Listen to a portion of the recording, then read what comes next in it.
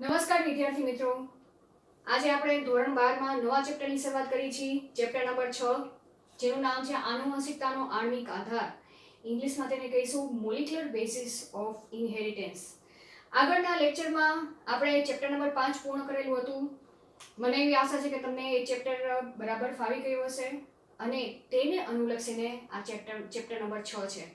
બરાબર, તો થોડી ઘણી ડીએનએ, જનીન, એ બધા શબ્દોથી તો તમે આગળના ચેપ્ટરમાં પરિચિત થઈ ગયા છો. તેના સિવાય જોવા જાવ તો ધોરણ 11માં પણ આપણે આ જે આનુવંશિકતા માટે જવાબદાર કોણ છે, ડીએનએ છે, તો ડીએનએ ની રચના વિશે, ડીએનએ નું જે સ્ટ્રક્ચર છે, બરાબર, તેનું બંધારણ શું છે તેના વિશે આપણે કમ્પ્લીટ અભ્યાસ કરી ચૂક્યા છીએ. બરાબર, ધોરણ 11માં. તો શરૂઆતમાં પણ આપણે આ ચેપ્ટરની શરૂઆતમાં આપણે ડીએનએ વિશે જ અભ્યાસ કરવાનો છે. અને આ પ્રશ્ન જે માર્ચની એક્ઝામમાં પણ પૂછાઈ ગયો છે કે ડીએનએ નું બંધારણ સમજાવો. બરાબર, તો બહુ સરળ છે. તમને જો 11મા ધોરણનો એ ટોપિક આવડી ગયો હશે તો આ એ જ ટોપિક છે, બીજું આમાં કોઈ નવીન નથી. બરાબર, તો આપણે સૌથી પહેલા ચાલુ કરી કે આનુવંશિકતા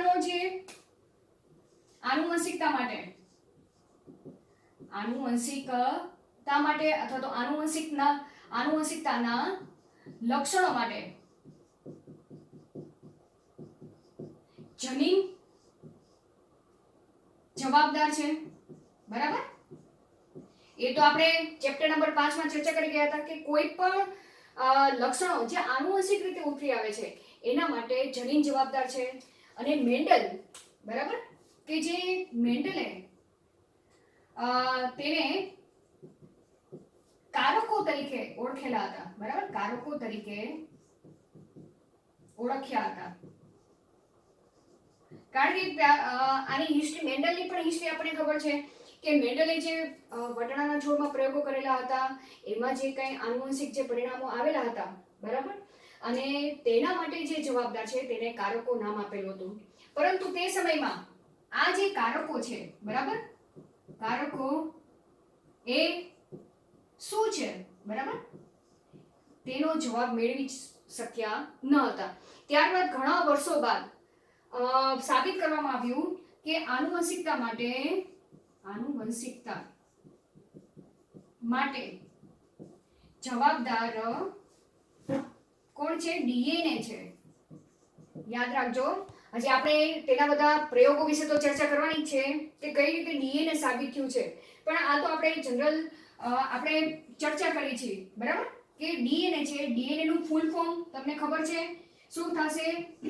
ડીઓક્સી રિબો ન્યુક્લિક એસિડ. બરાબર, ત્યારબાદ જૈવિક અણુમાં એટલે કે જૈવિક સજીવોમાં બે પ્રકારના ન્યુક્લિક એસિડની શોધ થઈ કે ન્યુક્લિક એસિડ બે પ્રકારના જોવા મળ્યા, ડીએનએ અને આરએનએ. આનું full form deoxy રિબો nucleic acid. બરાબર, તો આનું નામ, આરએનએ નું નામ શું છે? રિબો ન્યુક્લિક એસિડ. ખ્યાલ આવી ગયો? મોટા ભાગના જે સજીવો છે, મોટા ભાગના સજીવોમાં આનુવંશિક દ્રવ્ય તરીકે ડીએનએ ની હાજરી જોવા મળે છે. બરાબર, અને એમાં હવે આરએનએ આનુવંશિક દ્રવ્ય તરીકે કોની અંદર જોવા મળે છે? તો જે આનુવંશિક દ્રવ્ય તરીકે જે નિમ્ન કક્ષાના જે સજીવો છે, જેમ કે વાયરસ છે, એ વાયરસની અંદર આરએનએ જોવા મળે છે. બરાબર, તો અહીંયા લખી નાખું આનુવંશિક દ્રવ્ય તરીકે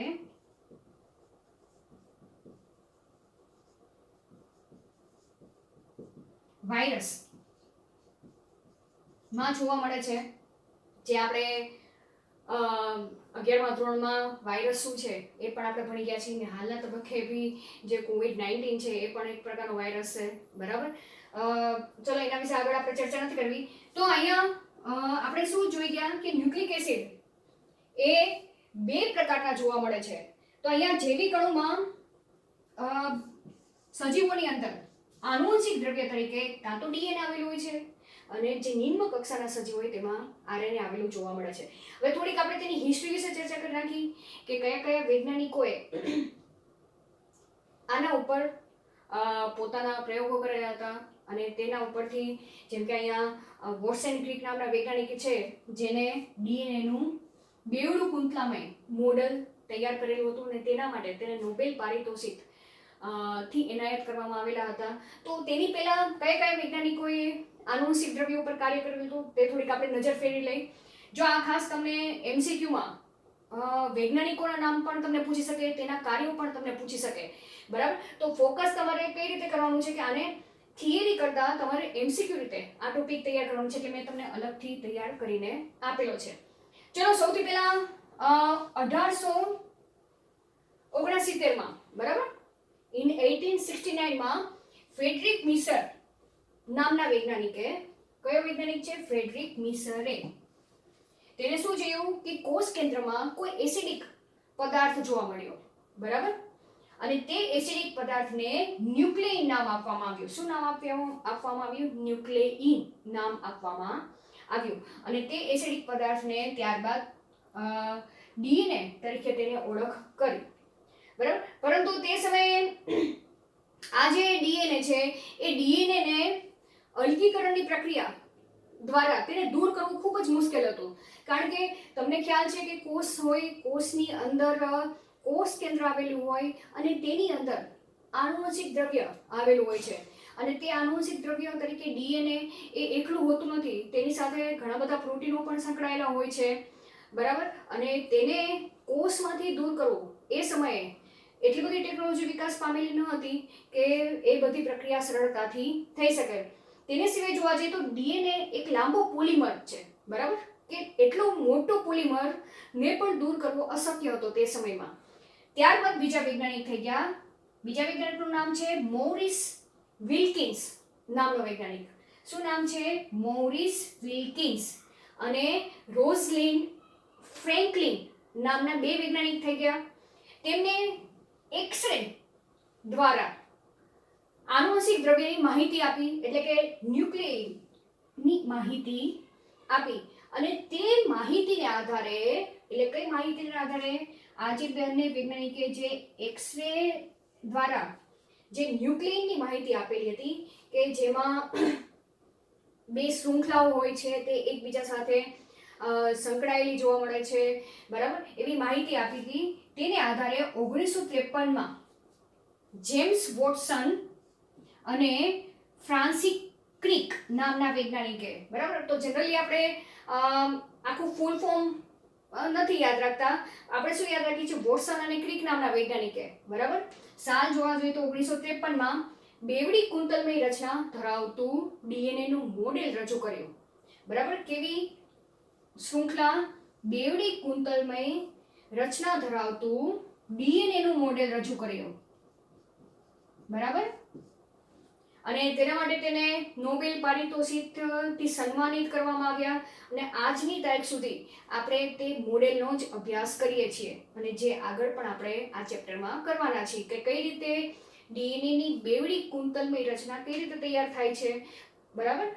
હવે ત્યારબાદ આ જે બેવડા કુંતલમય ડીએનએની જે સમજૂતી છે તે ઇર્વિન ચાર્ગ્રાફના અવલોકનોનો આધાર પણ હતો. આ વૈજ્ઞાનિકનું નામ યાદ રાખજો, ઇર્વિન ચાર્ગ્રાફ, બરાબર.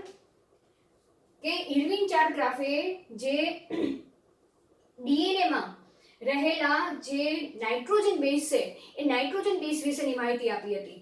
તો તેને આ ઇર્વિન ચાર્ગ્રાફ નામના વૈજ્ઞાનિકે જે સમજૂતી આપેલી હતી એ સમજૂતીનો મુખ્ય આધાર પણ આ બેવડી કુંતલમય રચના હતી. તેને શું સમજૂતી આપી હતી ઇર્વિન ચાર્ગ્રાફના વૈજ્ઞાનિકે? તેને કહ્યું હતું કે ડીએનએમાં જે એડેનિન અને થાઇમિન નાઇટ્રોજન બેઝ છે, આ 11મા ધોરણમાં આપણે ભણી જ ગયા છે, બરાબર. નાઇટ્રોજન બેઝ 4 પ્રકારના હોય છે, તે બધી આપણે આગળ ચર્ચા જ કરી છે. અત્યારે આપણે ખાલી જસ્ટ વૈજ્ઞાનિકોએ કઈ સંશોધન કરેલું હતું તેના વિશે ચર્ચા કરી છે. એડેનિન અને થાઇમિન શું છે? આ પણ નાઇટ્રોજન બેઝ છે, બરાબર. ગ્વાનિન અને સાઇટોસિન પણ નાઇટ્રોજન બેઝ છે. તો અહીંયા ઇર્વિન ચારગ્રાફે કીધેલું હતું કે એડેનિન અને થાઇમિન તેમજ ગ્વાનિન અને સાઇટોસિન વચ્ચેનું જે પ્રમાણ છે, બરાબર, એ પ્રમાણ કેટલું હોય છે? અચળ હોય છે અને સમાન હોય છે. એ શું કહેવા માંગે છે કે જેટલા એડેનિન હોય એટલા જ તેની સામે થાઇમિન જોડાયેલા હશે. આ પોઈન્ટ ખાસ યાદ રાખજો. આ જે માહિતી છે એ માહિતી આગળના ટોપિકમાં ચર્ચા આવવાની છે.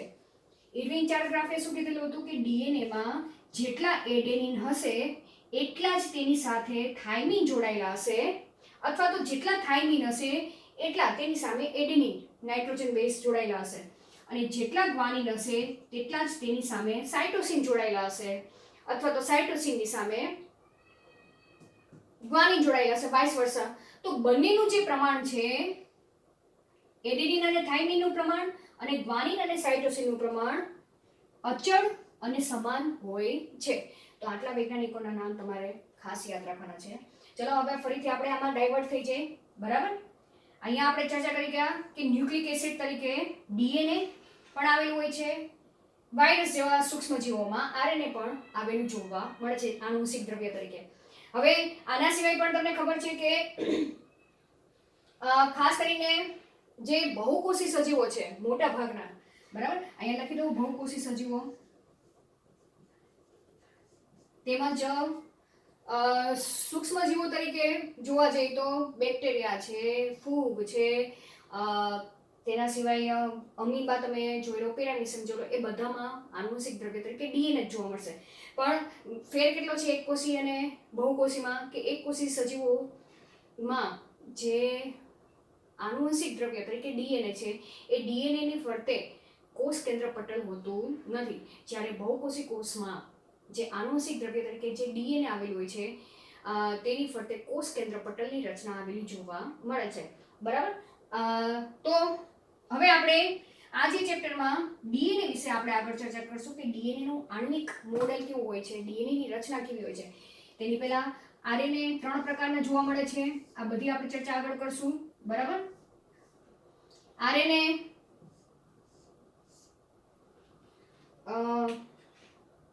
અગિયારમાં ધોરણમાં આવી ગયું છે, પણ અહીંયા આપણે ચર્ચા કરવાની છે. એટલે આરએનએ છે એ એમઆરએનએ સ્વરૂપે જોવા મળે છે. એમઆરએનએ સ્વરૂપ એટલે કયું સ્વરૂપ કહેવાશે?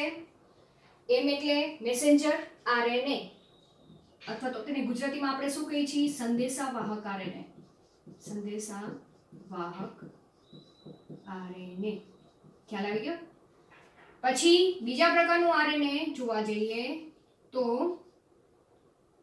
ટીઆરએનએ. ટીઆરએનએ એટલે કેવું કહેવાશે? ટ્રાન્સફર આરએનએ, બરાબર. શું કહેવાશે? Transfer RNA. અને ત્રીજા પ્રકારનો આરએનએ જેને આરઆરએનએ કહેવાય છે. આરઆરએનએ એટલે શું? રિબોસોમલ આરએનએ. રિબોસોમલ આરએનએ. ખ્યાલ આવી ગયો? આ ત્રણ આરએનએ વિશે આપણે આગળ ચર્ચા કરવાની છે. હવે આપણે થોડીક લાક્ષણિકતા વિશે ચર્ચા કરી નાખી કે વોટસન અને ક્રિકે જે બેવડી કુંતલની રચના આપેલી હતી, એનું મોડેલ રજૂ કરેલું હતું, તેની સાથે સાથે જે આનુવંશિક દ્રવ્ય હોય એ આનુવંશિક દ્રવ્યની લાક્ષણિકતાઓ શું હોય છે, અને ડીએનએ નું આપણે રચના વિશે ચર્ચા આગળ કરી. તો હવે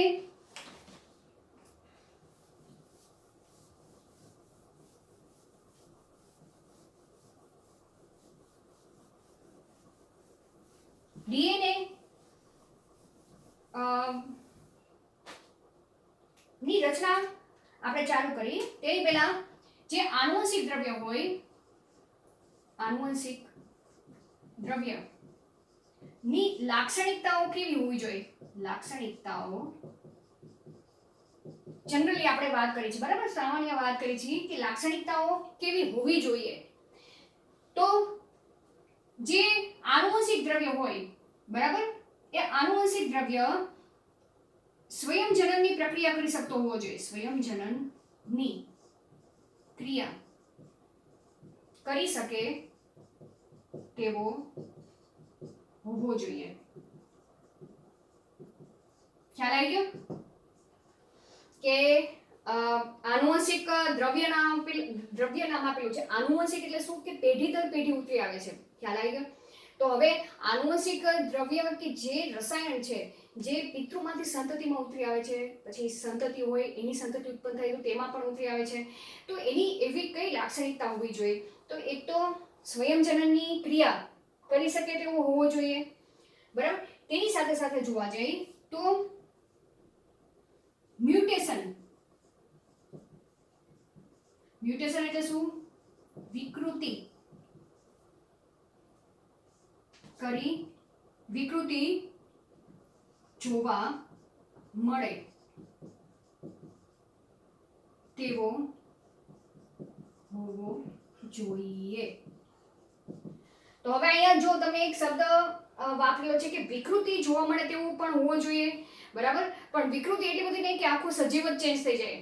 હવે તમને કદાચ એમ ખ્યાલ આવે કે જો વિકૃતિ આવે તો જે પિતૃ છે પિતૃ કરતા સંતતિમાં ઘણું બધું જુદાપણું જોવા મળે. તો અહીંયા શેને આધારે આ શબ્દ સમજૂતી કહેવામાં આવેલી છે કે જો વિકૃતિ સર્જાશે તો શું સર્જાશે? ભિન્નતા સર્જાશે. એટલે કે વિકૃતિ સર્જાશે તો ઉદ્વિકાસની ક્રિયામાં આ વિકૃતિ મહત્વનો ભાગ ભજવે છે, અને જેને કારણે તમે જોઈ શકો છો કે પૃથ્વી ઉપર ઘણી બધી વિવિધતા ધરાવતા સજીવોની હાજરી જોવા મળે છે. આ પોઈન્ટ ખાસ યાદ રાખવાના છે કે વિકૃતિ શેના સંદર્ભમાં કહેવામાં આવે છે કે ઉદ્વિકાસીય સંદર્ભમાં, અને તેમજ વિવિધતા ધરાવતા સજીવોની પ્રાપ્તિ માટે આ વિકૃતિ તેની અંદર થવી જોઈએ, બરાબર. તેમજ જે જોવા જઈએ તો આનુવંશિક દ્રવ્ય, એ આનુવંશિક દ્રવ્યમાં જે તે લક્ષણ માટે જવાબદાર શું હોવું જોઈએ? કોડોન હોવું જોઈએ. કોડોન. હવે કોડોન શું છે એ આપણે આગળ ચર્ચા કરવાની જ છે. કોડોન હોવું જોઈએ કે કોડોન એટલે કે આરએનએ એમઆરએનએ માં આવેલી ત્રિન્યુક્લિયોટાઇડની ક્રમ, જેને કોડોન નામ આપવામાં આવ્યું છે, એ બધી આપણે આગળ ચર્ચા કરશું કે જે આગળ જઈને ટ્રાન્સક્રિપ્શનની પ્રક્રિયામાં ભાગ ભજવશે, અને જેને કારણે ટ્રાન્સલેશનની પ્રક્રિયામાં ભાગ ભજવશે, અને જેને કારણે જે તે લક્ષણ પ્રોટીન સ્વરૂપે તે પ્રસ્થાપિત થતું જોવા મળે છે. તો અહીંયા આ જે સ્વયંજનનની પ્રક્રિયા તેની સાથે આનુવંશિક દ્રવ્ય નું ટ્રાન્સક્રિપ્શનની પ્રક્રિયા થવી જોઈએ. ટ્રાન્સક્રિપ્શન બાદ ટ્રાન્સલેશનની પ્રક્રિયા થશે, અને જેને કારણે જે તે લક્ષણો જે તે સજીવની અંદર પ્રસ્થાપિત થતા જોવા મળે છે. છેલ્લો પોઈન્ટ કે આનુવંશિક દ્રવ્ય કેવું હોવું જોઈએ? પોલિમર હોવો જોઈએ, બરાબર. તો આટલા ખાસ વિશિષ્ટ લાક્ષણિકતાઓ છે કે જે આનુવંશિક દ્રવ્યમાં હોવી જોઈએ. તો આવી વિશેષતા એ ડીએનએમાં છે કે આરએનએમાં છે કે પ્રોટીનમાં છે, એ બધી ચર્ચા આપણે આગળના નેક્સ્ટ પોઈન્ટમાં કરીશું, બરાબર. તો હવે આપણે સૌથી પહેલા તો ડીએનએ જે ડીઓક્સીરિબોન્યુક્લિક એસિડ છે, બરાબર, તેના વિશે આપણે ચર્ચા કરી. તો ડીએનએ નું બંધારણ, બરાબર. તો ડીએનએ એક પોલીન્યુક્લિયોટાઇડની શૃંખલા છે, બરાબર. કે ડીએનએ એ શું છે?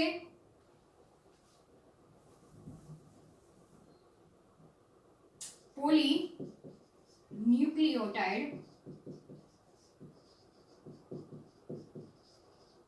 પણ કેટલી પોલીન્યુક્લિયોટાઇડની શૃંખલા છે આમાં? ડીએનએ માં 2 પોલીન્યુક્લિયોટાઇડ, યાદ રાખજો, બરાબર. ભૂલ ન થાય. કેટલી? 2 પોલીન્યુક્લિયોટાઇડની લાંબી શૃંખલા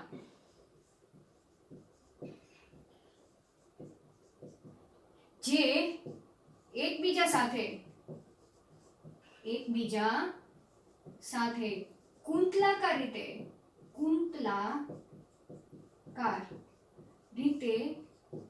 જોડાયેલ હોય છે. તો ડીએનએ ની વ્યાખ્યા તમને આવડશે, બરાબર. ડીએનએ ની વ્યાખ્યા કઈ રીતે આપશો કે ડીએનએ એટલે શું કે ડીએનએ એટલે કે બે પોલીન્યુક્લિયોટાઇડની શૃંખલા. કેટલી ન્યુક્લિયોટાઇડની શૃંખલા? બે પોલીન્યુક્લિયોટાઇડની શૃંખલા એકબીજા સાથે જ્યારે કુંતલાકાર રીતે વીંટળાઈએ. કુંતલાકાર રીતે એટલે કઈ રીતે? જેમ સાપ ચાલે તો કઈ રીતે ચાલે છે? આ રીતે ચાલે છે, બરાબર? તો સેમ એ રીતે બે શૃંખલા એ એકબીજા સાથે કુંતલાકાર રીતે વીંટળાયેલી હોય છે, તો એ રચનાને ડીએનએ તરીકે ઓળખવામાં આવે છે. તો વ્યાખ્યા તમારે ખાસ યાદ રાખવાની છે, બરાબર? હવે આનું ફૂલ ફોર્મ તો તમને યાદ જ છે.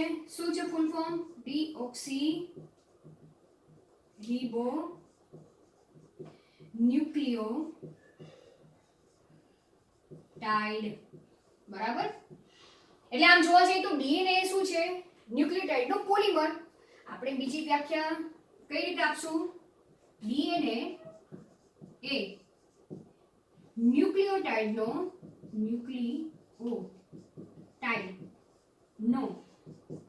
પોલિમર છે.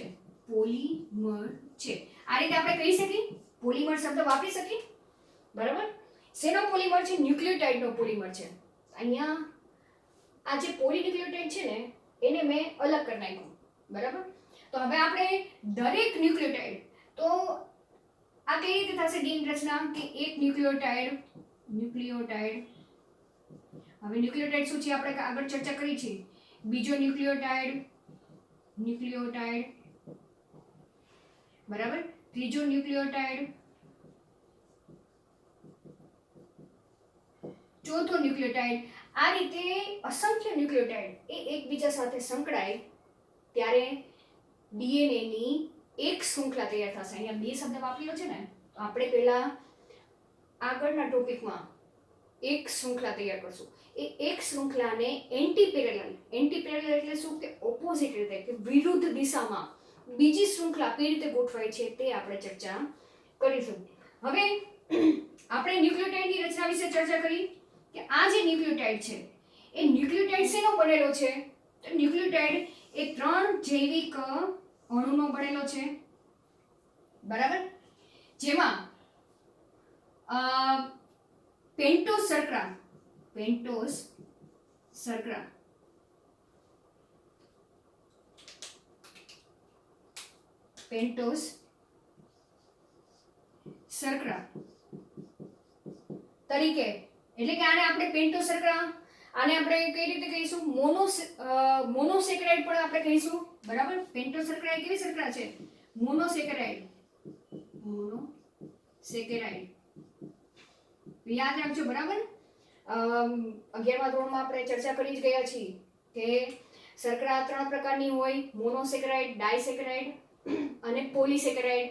એમાં મોનોસેકેરાઇડમાં ટ્રાયોઝ શર્કરા, પેન્ટોઝ શર્કરા, હેક્ઝોઝ શર્કરા.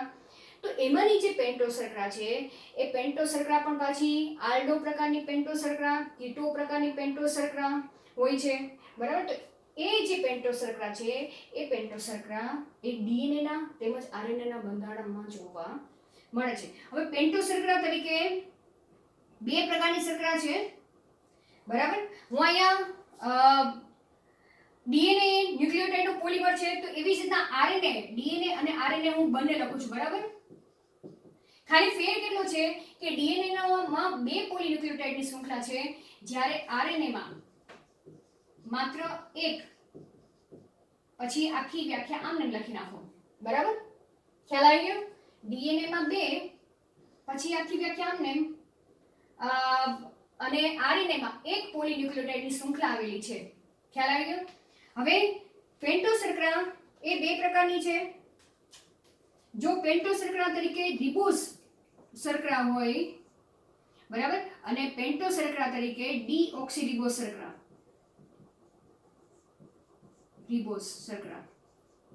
આરએનએ માં રિબોઝ શર્કરા એ શેમાં જોવા મળે છે? આરએનએ માં, એટલે કે આરએનએ ના બંધારણમાં રિબોઝ શર્કરા આવેલી છે. ડીઓક્સીરિબોઝ શર્કરા એ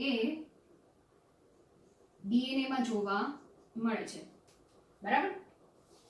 ચલો હવે અહીંયા બીજો ઘટક એ ન્યુક્લિયોટાઇડમાં શું કયો આવેલો છે?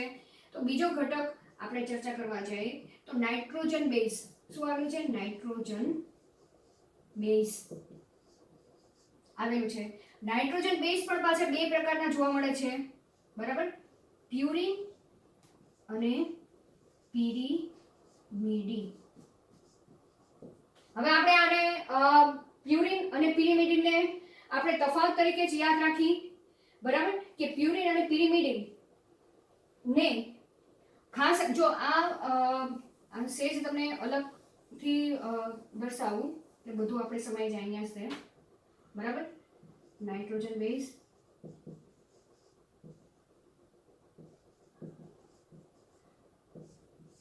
પ્યુરિન અને પિરિમિડિન. નાઇટ્રોજન બેઝ તમારે આખું યાદ રાખવાનું, બરાબર. પ્યુરિન તરીકે કોણ આવેલું છે? એડેનિન અને ગ્વાનિન. જ્યારે પિરિમિડિન નાઇટ્રોજન બેઝ તરીકે સાઇટોસિન અને થાઇમિન. પણ કોના સંદર્ભમાં? ડીએનએ ના સંદર્ભમાં. યાદ રાખજો, બરાબર. હું અહીં લખી નાખું છું ડીએનએ માં. જ્યારે આરએનએ માં પિરિમિડિન તરીકે સાઇટોસિન અને યુરેસિલ એ શેમાં જોવા મળે છે? આરએનએ માં જોવા મળે છે. આ યાદ રાખજો, બરાબર. ત્યાં થાઇમિન નહીં જોવા મળે, પણ ત્યાં તમને યુરેસિલ જોવા મળશે આરએનએ માં. બાકી બધા તો પ્યુરિન તો એડેનિન ગ્વાનિન હશે. પિરિમિડિન તરીકે સાઇટોસિન અને યુરેસિલની હાજરી જોવા મળે છે. હવે બંને વચ્ચે પ્યુરિન અને પિરિમિડિન વચ્ચે ફેર કેટલો છે એ આપણે ચર્ચા કરવા જઈએ, બરાબર. કે પ્યુરિનમાં વધારે નાઇટ્રોજનની, અહીંયા આપણે ચર્ચા કરવા જઈએ તો વધારે નાઇટ્રોજન ની હાજરી જોવા મળે છે, બરાબર. જ્યારે આમાં જોવા જઈએ, ત્રીજો પોઈન્ટ આપણે જોવા જઈએ તો નાઇટ્રોજન ઓછા જોવા મળે છે. કેવા જોવા મળે છે? ઓછા જોવા મળે. ખ્યાલ આવી ગયો બે વચ્ચેનો તફાવત. ત્રીજો પોઈન્ટ આપણે ચર્ચા કરવા જઈએ શેમાં? પ્યુરિનમાં. તો પ્યુરિનમાં બે રિંગ આવેલી જોવા મળે છે, બરાબર. જેમાં બે રિંગ હોય છે. રિંગ એટલે કે બેન્ઝીન રિંગ તમે ગણી લો, બરાબર. જ્યારે અહીં પિરિમિડિનમાં, બરાબર, એક રિંગ હાજર હોય છે.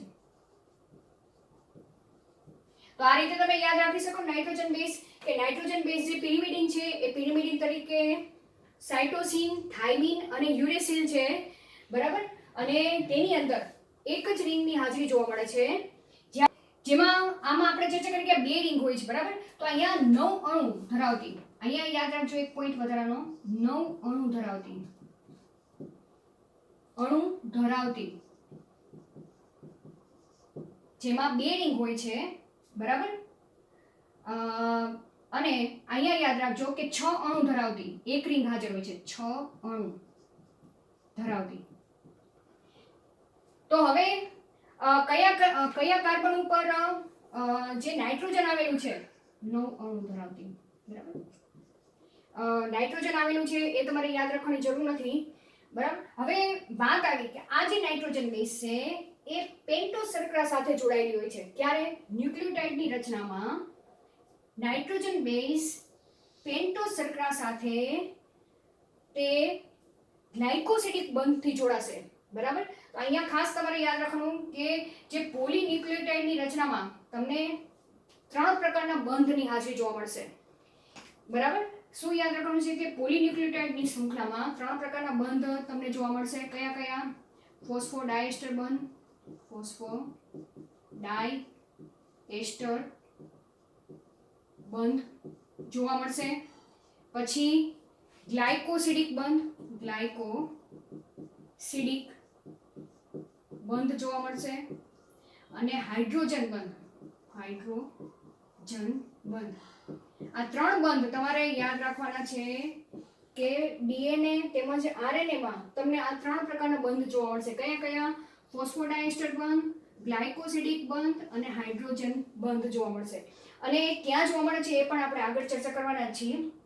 તો અહીંયા વાત આવી કે જ્યારે ન્યુક્લિયોટાઇડની રચના હોય ત્યારે જે આ નાઇટ્રોજન બેઝ છે તે પેન્ટોસ શર્કરા સાથે ગ્લાયકોસિડિક બંધથી જોડાયેલા જોવા મળે છે. તો અહીંયા તમે એક પોઈન્ટ લખી નાખો કે જે નવમો, હવે જે નાઇટ્રોજન બેઝ જેમ કે પ્યુરિન છે, એ પ્યુરિનનો જે 9 નંબરનો જે અણુ છે તે પેન્ટોસ શર્કરા કોઈ પણ રિબોઝ લઈ લો કે ડીઓક્સીરિબોઝ લઈ લો, તેના પહેલા નંબરના કાર્બન સાથે જોડાશે. અને પિરિમિડિનનો જે પહેલો જે કાર્બન છે તે પહેલો કાર્બન એ નાઇટ્રોજન પેન્ટોસ શર્કરા સાથે પહેલા નંબરના કાર્બન સાથે જોડાશે. તો અહીંયા બંનેમાં એક સામ્યતા લખી નાખો કે પ્યુરિન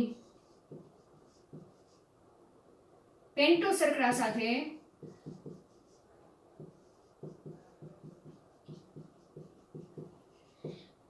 પ્યુરિનનો પેન્ટોસ શર્કરાનો કયો 9મો ક્રમ